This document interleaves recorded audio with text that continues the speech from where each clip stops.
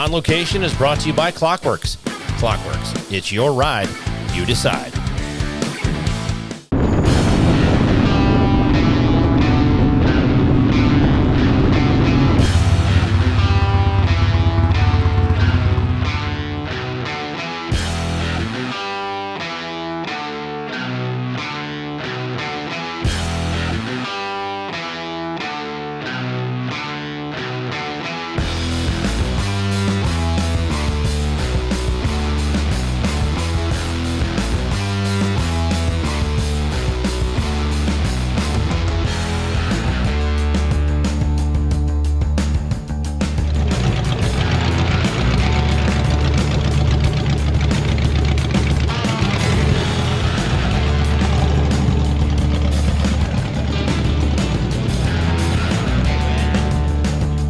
What's up, everybody? I'm Nate Beck. You're watching Grease and Gears TV. We are here in Ventura, California at Chopperfest, a celebration of choppers, custom motorcycles, custom paint jobs, fabrication, art, vendors. It's all going down today, and we're going to bring you all the action right now.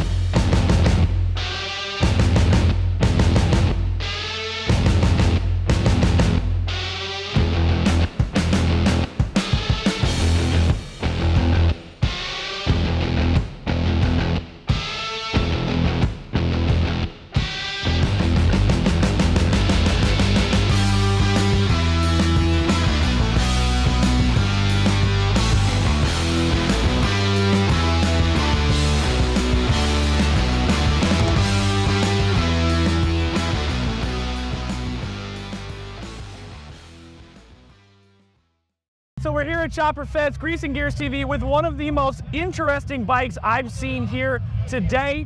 This is Messiah from Temple Choppers, located here in California. Can you tell me a little bit about this bike? It's absolutely stunning. So this is a Ariel Square 4, 1956. Yeah, it's kind of British bike. So I built like everything I did. The ground up build. Ground up build custom frame? I using like half of the original frame, so that I leave the front sections like original, and back section I made it. Okay. Yeah. Fantastic. Now, my question is, this gas tank looks tiny. How many gallons of gas does it actually hold? I think less than like 1 gallon. Man, I'm trying to like a little more art pieces, like okay. No actual light in it, but more like art. Right. You know. Exactly. Yeah. Absolutely. And that's part of the thing that's great about choppers is it's functional art. Yeah. It goes down. I mean, the like, road. if I have like a new house or whatever, I gotta put on this one on my living room. Absolutely. Yeah. What was your inspiration behind this build? So it's like it's a 1950. So I'm trying like 1950 people don't like pictures. You know, Sure. that's like my inspiration for this bike, you know. Awesome, man. That's like kind of Jetson style, like a mid-century, you know. Yep. Those are I like, so. Totally. For people interested in your bikes and your builds, where can they find you on the internet or on Instagram? My Instagram, Temple Choppers. Temple Choppers? Yeah. Awesome. Well, there you have it, folks. A beautiful build from Temple Choppers out here in California. Grease and Gears TV at Chopperfest, bringing you all the good stuff. Thank you so much, man. Thank you so much.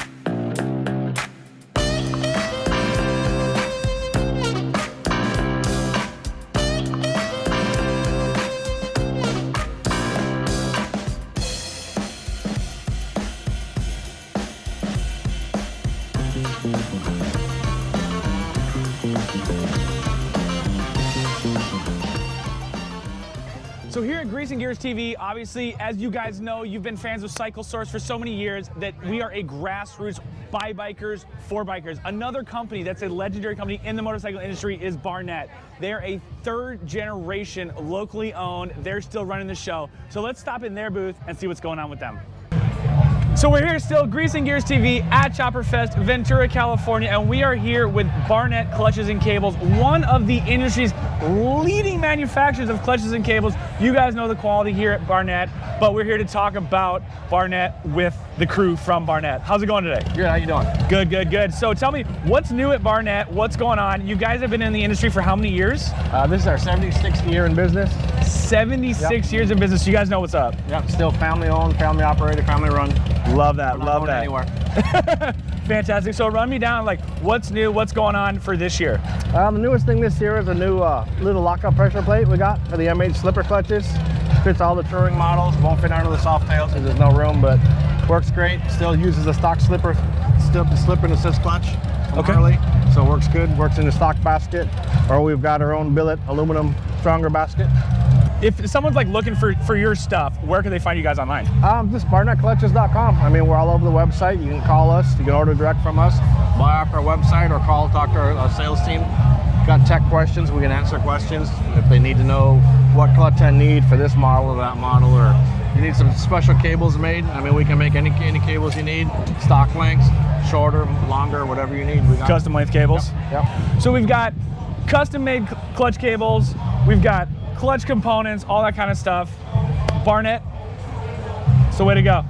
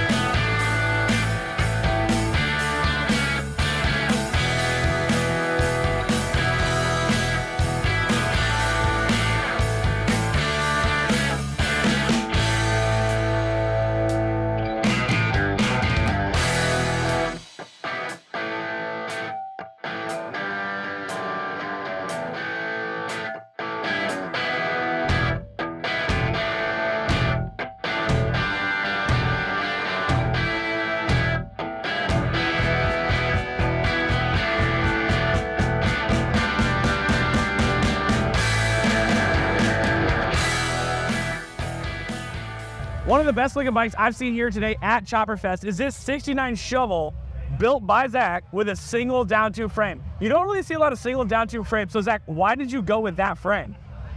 I'm a chopper nerd. I love chopper history, and specifically here in Ventura and in California coast. There's so much history in like the Bay Area club style, early performance choppers from like late 70s, early 80s.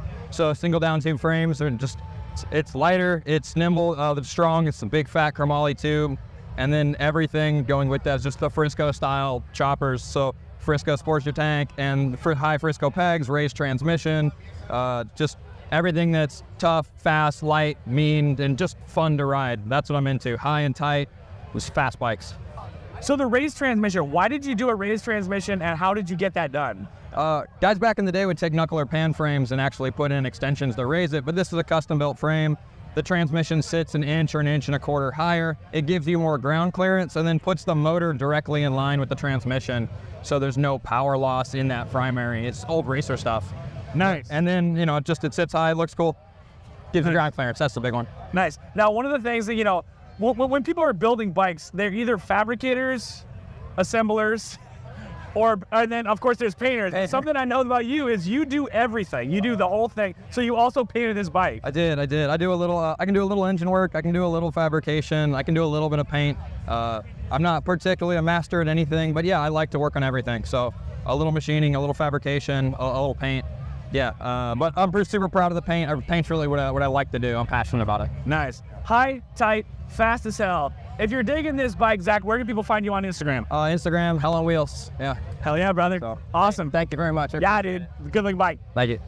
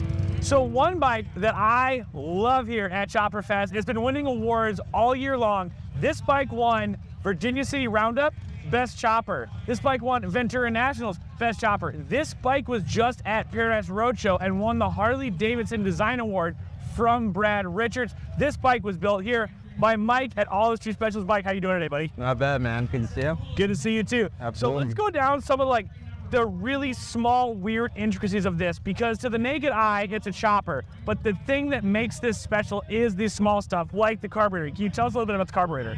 So with carburetor, just a standard SU carb, but what's special about it is it's Dave Hansen. I got it from his estate. When he passed away, I was kind of one of the last people to kind of pick through what he had left over, and this is one of the pieces that I was able to grab from his estate sale. So Nice. that's a special thing. It's all chrome, pretty standard SU setup, little AMO British velocity stack that we put on there, polished it up. But otherwise pretty standard. It's got the offset mount to raise it up, give that aggressive like kind of drag race look or whatever, you know, it's kind of cool. Yeah, but yeah, there's the Dave's SU right here. That is Pretty awesome. cool. Now, so for people that don't know, Dave actually started Chopperfest. This is the 20th Chopperfest. It was started by Dave. He had a motorcycle shop here, legendary, called The Shop, really giving back to the community. So it's awesome that you were able to get a carb from his estate. Unfortunately, he did pass away, but keeping the legacy of Dave going here in Ventura. Now, some of the other stuff on the bike that I know we've talked about, is you're kind of going in twos throughout the bike. So run me down, like, what are all the twos throughout the bike? I really always like the scroll piece that these bikes have on the stock frame. So I kind of thought it would be interesting to double it up and see if I could imitate it again and kind of keep, like, match it and make a parallel piece to mount the tank a little bit farther back. Yep. So just basically an imitation scroll piece, doubled it up, and then back down I got, to keep the dual theme going, we got the double fenders that I've narrowed and, like, kind of sistered them in, or yeah, just kind of narrowed them in and stacked them up so that they fit right in there to double those up. And then back here we got the dual calipers on the disc, the floating disc brake, dual PMs. So the bike, when I got it, had 1 PM in the front, 1 PM in the back. We moved them back, made the double on the rear. Yeah, so that's kind of the doubled up theme. Definitely. Yeah, it's one of those bikes that, like, I love choppers and custom bikes where the longer you look at it, the more you see. And every time I feel that I look at this bike, I see something different. Like no one ever sees just straight handlebars. Yeah. And even, like, we were walking up to talk today, and I was just like, man, I've shot this bike multiple times, and I walked up and I'm like, they're dead straight handlebars. Yeah. Narrow, tight. This bike looks fantastic, man. If people are digging this bike, where can they find you in your shop? So I'm here local in Ventura, off the west end over here off the avenue. Been in business we've been in the shop for about 8 years now, but working on bikes mainly for about 3 or 4 years now. But you can find me on Instagram, Olive Street Specials.